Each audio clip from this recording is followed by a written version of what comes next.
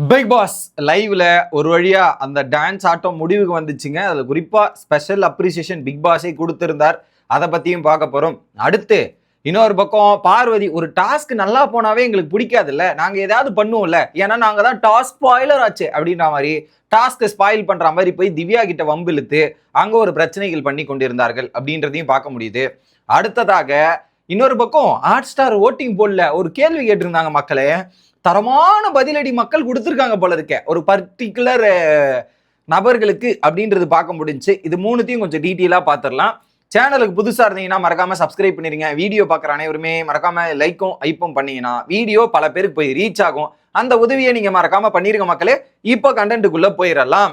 So first hot ஸ்டார்ல ஒரு கேள்வி கேட்டாங்கன்னு சொன்னால, அந்த கேள்வியோட சுட சுட ஆரம்பிப்போம்.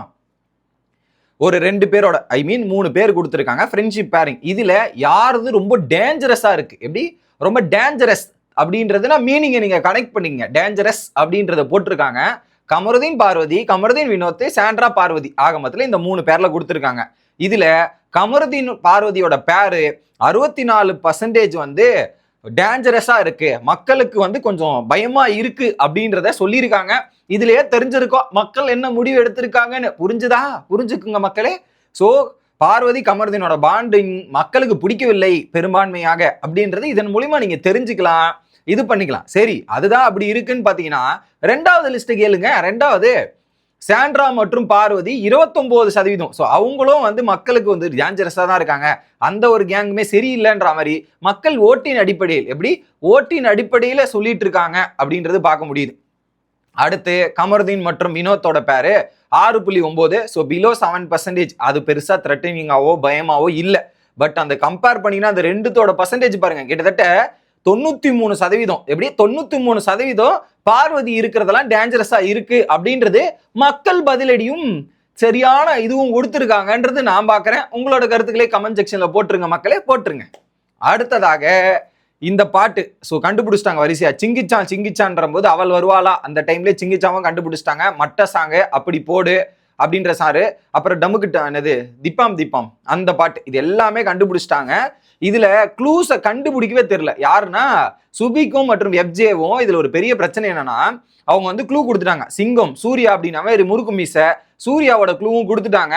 அவள் வருவாளே அப்படின்றதுமே கொடுத்துட்டாங்க. அதை கொடுத்துட்டுமே அவங்க கண்டுபிடிக்காம திணறிட்டு இருக்காங்க.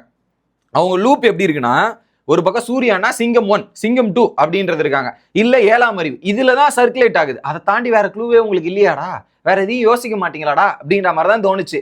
சூர்யா அப்படின்ற க்ளூ கொடுக்குறாங்கன்னா சூர்யா சாரோட படத்துக்குள்ளதான் போனோம். வருவான்னு சொல்றாங்கன்னா அவங்க கேட்கிற மாதிரியே தெரியல. இதுக்கு நடுவுல என்ன பண்ணாங்கன்னா, இது ஒரு பக்கம் நடந்துட்டு இருக்கு, அதுல சொல்றேன். இதுல பார்வதி அவர்கள் ஒண்ணு பண்ணாங்க.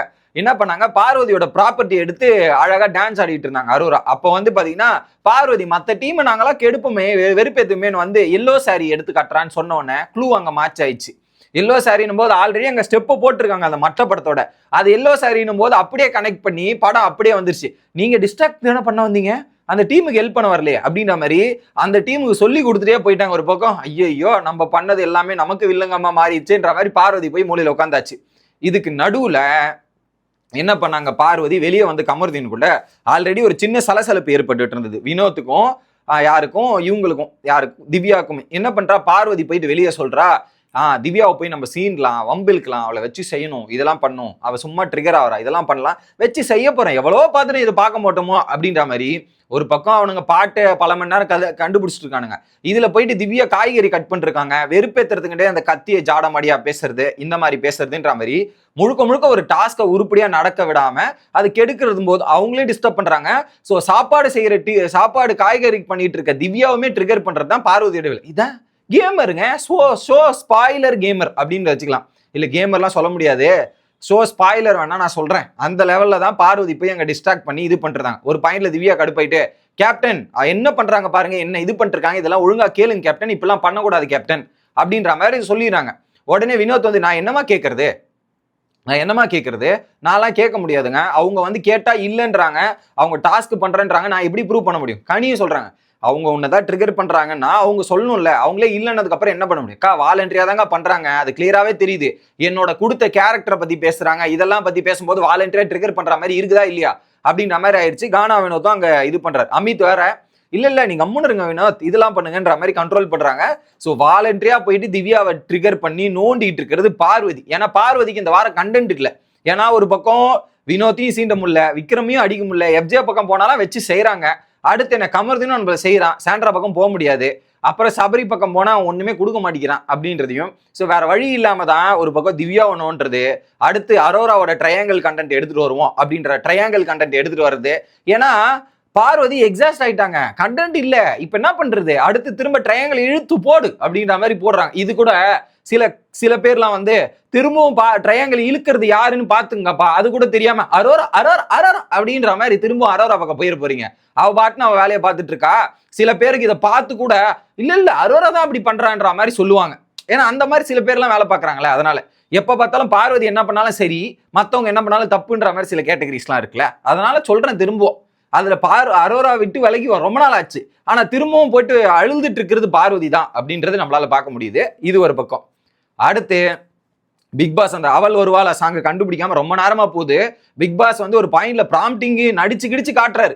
பிக் பாஸ் என்ன பண்ணிட்டாரு, விக்ரம் நடிக்காதீங்க விக்ரம்னு சொல்லி முடிச்சுட்டு, சரி எல்லாரும் லிவிங் ஏரியாவுக்கு வாங்க, வந்துட்டு இந்த பாட்டு உங்களுக்கு யாருக்காவது தெரியுதான்ற மாதிரி மீட்டிங் கூப்பிடுறாரு.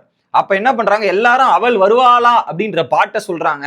அது ஒரு நல்ல பாட்டுங்க, நான் ரொம்ப என்ஜாய் பண்ண அந்த பாட்டை, நல்ல பாட்டுன்ற மாதிரி எல்லாரும் அந்த பாட்டை சொன்னதுக்கு அப்புறம், குறிப்பா அந்த பாட்டை சபரி தான் கண்டுபிடிச்சிருக்கான். அவள் வருவாளான்ற பாட்டை சபரியை கண்டுபிடிச்சு சொன்ன உடனே உள்ள இருக்கவங்களை எல்லாரையும் வெளியே வர சொன்னாங்க. வெளியே வந்தோடனே போயிட்டு அவங்கள டீம் எல்லாம் வெல்கம் பண்ணி, ஸோ இதுல ஸ்போர்ட்ஸ்மேன்ஷிப்னா என்ன அப்படின்றது மற்ற டீம் கிட்ட இருந்து கத்துக்கணும். ஒரு பக்கம் கனியிலிருந்து எல்லாம் திவ்யா இவங்க எல்லாம் போய் கத்துறாங்க. ஆனா சாண்ட்ரா போல, பார்வதி போல, கமருதீன் போல அவ்வளவு கஷ்டப்பட்டு டான்ஸ் ஆட்டு வரீங்களே, கொஞ்சமாவது நல்லா பண்ணீங்க, சூப்பரா பண்ணீங்க சொல்ல, அதுல ஒரு வாய் கூட வர மாட்டேங்குது மக்களே, ஒரு வார்த்தை வரல. வந்த உடனே பாத்தீங்கன்னா இவங்க 4 பாட்டு கண்டுபிடிச்சிட்டாங்க, ஒன்னு கண்டுபிடிக்கல. 2 மணி நேரம் 38 நிமிஷம் எடுத்திருக்காங்க. பிக் பாஸ் வந்து அரோராவும் விக்ரமி எழுந்து ஸ்மைல் பண்ணுங்க, சிரிங்க, கிராட்டிடியூடா இருந்தது, வேற மாதிரி இருந்துச்சுன்னு பிக் பாஸ் பாராட்டினார். இதுல விக்ரம்லாம் கிவ் அப் பண்றதுக்கே மனசு இல்ல, கிவ் அப்பே பண்ணல, நாங்க பண்றோம், ட்ரை பண்றோம்ன்ற மாதிரி தான் விக்ரம் பேசிட்டு இருந்தான். உள்ள வந்தவொடனே அவங்களோட மேஜர் ஃபால்ட் என்ன தெரியுமா, எஃப்ஜே செலக்ட் பண்ணி அமைச்சது தான் அவனுக்கு பண்ண பெரிய தப்பு. எஃப்ஜேவை உள்ள அனுப்பாம சபரியை உள்ள அமைச்சிருந்தாவே சபரி ஈஸியா எல்லா பாட்டையும் டப்புன்னு கண்டுபிடிச்சிட்டா மக்களே.